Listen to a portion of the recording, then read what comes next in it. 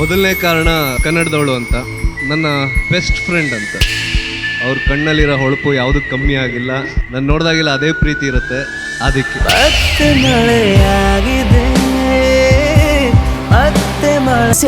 ನೀನು ಹೋಗಿ ನೀರು ತಗೊಂಡ ಹೋಗು, ಕೂತ್ಕೊಳ್ಳಿ.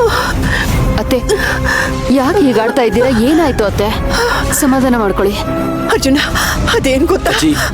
ರಿಲ್ಯಾಕ್ಸ್, ಸ್ವಲ್ಪ ಸಮಾಧಾನ ಅರ್ಜುನ್ ಸರ್, ತಗೋ, ಫಸ್ಟ್ ನೀರು ಕುಡಿ.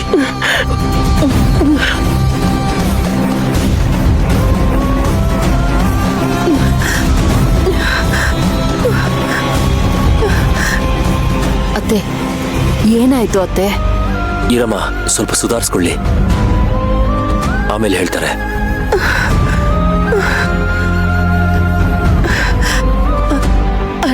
ಅರ್ಜುನ, ನೀನ್ ಈಗ್ಲೇ ಹೋಗಿ ಬಿಲ್ವವನ ಶಿವನ್ ದೇವಸ್ಥಾನದಲ್ಲಿ ಪೂಜೆ ಮಾಡಿಸ್ಕೊಂಡ್ ಬಾ.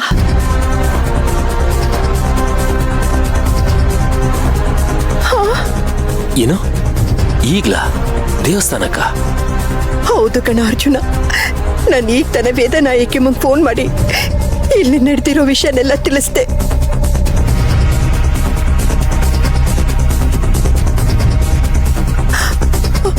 ಅದಕ್ಕವರು ಮುಂದೆ ಒಂದು ದೊಡ್ಡ ಅನಾಹುತನೇ ಕಾದಿದೆ ಅಂತ ಹೇಳಿದ್ರು.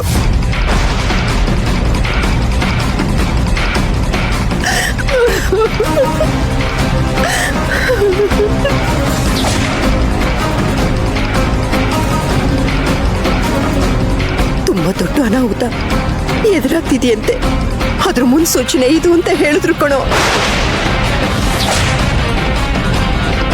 ಅಷ್ಟೇ ಅಲ್ಲ ಕಣೋ, ಮನೆಗೆ ಜೀವಕ್ಕೆ ಅಪಾಯ ಕಾದಿದೆ ಅಂತ ಹೇಳಿದ್ರು ಕಣೋ.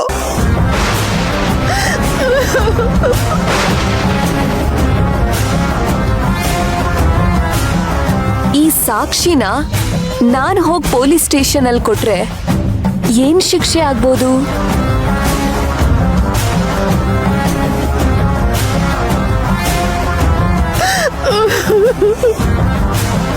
ಅದಕ್ಕೆ ಒಂದು ನಡಿಬಾರ್ದು ಘಟನೆ ನಡೆದೋಗಿದೆ. ಆ ಮಗುನ ನರ್ಸಿಂದ ಮತ್ತೆ ಯಾರೋ ಕಿಡ್ನಾಪ್ ಮಾಡ್ಬಿಟ್ಟಿದ್ದಾರೆ.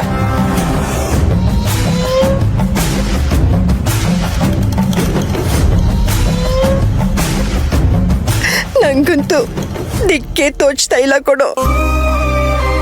ಆಮೇಲೆ ನಾನೇ ಸ್ವಲ್ಪ ಧೈರ್ಯ ತಗೊಂಡು ಇದಕ್ಕೇನು ಪರಿಹಾರ ಇಲ್ವಾ ಅಮ್ಮ ಅಂತ ಕೇಳಿದೆ. ಅವ್ರು ಹೇಳಿದ್ರು, ಮನೆ ಮಗ ಹೋಗಿ ಬಿಲ್ವವನ ಶಿವನಿಗೆ ಪೂಜೆ ಮಾಡಿಸಿ ಅಭಿಷೇಕ ಮಾಡಿಸಿ ಬಂದ್ರೆ ಪರಿಹಾರ ಸಿಗುತ್ತೆ ಅಂತ ಹೇಳಿದ್ರು.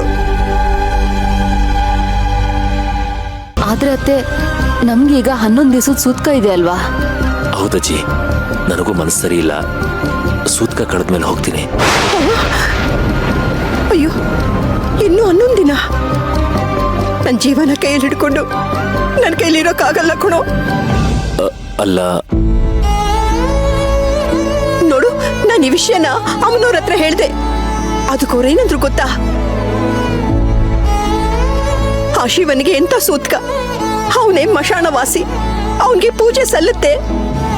ಎಷ್ಟು ಬೇಗ ಹೋಗಿ ಪೂಜೆ ಮಾಡಿಸ್ತಿರೋ ಅಷ್ಟು ಒಳ್ಳೇದು ಅಂತ ಹೇಳಿದ್ರು ಕಣೋ.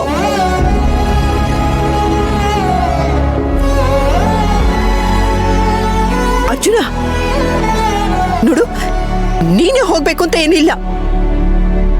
ಈ ಮನೆ ಮಗ ಯಾರಾದ್ರೂ ಹೋಗ್ಬೋದು. ಕರ್ಣನ ಕೇಳೋಣ ಅಂದ್ರೆ ಈಗಿರೋ ಪರಿಸ್ಥಿತಿಲಿ ಅವನೆಲ್ಲಿ ಹೋಗಕ್ಕಾಗತ್ತೆ ಹೇಳು?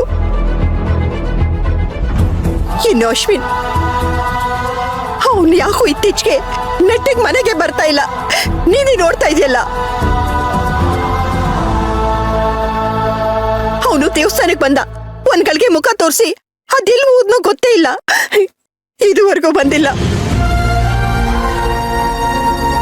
ಅಲ್ಲ ಕಣು, ಅಂತವ್ನಿಗೆ ಇಷ್ಟು ದೊಡ್ಡ ಜವಾಬ್ದಾರಿ ಕೊಡಕ್ಕಾಗತ್ತೆ ಹೇಳು? ಅಲ್ವೋ, ಜವಾಬ್ದಾರಿ ಕೊಡಕ್ಕೆ ಅವನಿರ್ಬೇಕಲ್ಲ. ಹೌದು ಹೌದು, ಇದುವರೆಗೂ ನಿಮ್ಗೆ ಯಾರಿಗಾದ್ರೂ ಒಂದು ಸಲ ಫೋನ್ ಮಾಡಿ ಅವನ್ ಎಲ್ಲಿದ್ದಾನೆ ಅಂತ ಹೇಳದ್ನಾ? ಮಾಮೂಲಿ ಕೆಲ್ಸದ ಮೇಲೆ ಎಲ್ಲೋ ಹೋಗಿರ್ತಾನೆ. ಅರ್ಜುನ್, ನೀನೇನು ಯೋಚನೆ ಮಾಡ್ತಿದ್ಯೋ? ಅಜ್ಜಿ, ಇಲ್ಲೇ ತುಂಬಾ ಸಮಸ್ಯೆಗಳಿವೆ.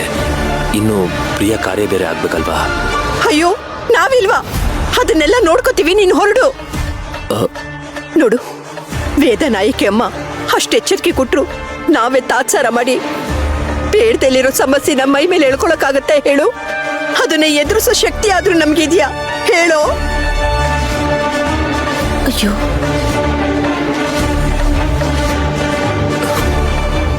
ಆಯ್ತಜ್ಜಿ, ನೀನು ಹೇಳ್ದಾಗೆ ಆಗ್ಲಿ. ನಾನು ಈಗಲೇ ಬಿಲ್ವವನಕ್ಕೆ ಹೋಗಿ ಪೂಜೆ ಮಾಡಿಸ್ಕೊಂಡು ಬರ್ತೀನಿ. ಹಾ, ಹಾಗೆ ಮಾಡು, ಹಾಗೆ ಮಾಡು. ಹಾ. ಹಾ.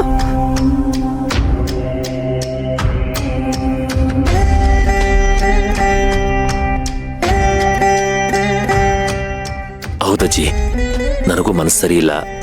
ಸೂತ್ಕ ಕಳೆದ್ಮೇಲೆ ಹೋಗ್ತೀನಿ. ಸೇವಂತಿ, ಅರ್ಜುನ್ ಮನಸ್ಥಿತಿ ಸರಿ ಇಲ್ಲ.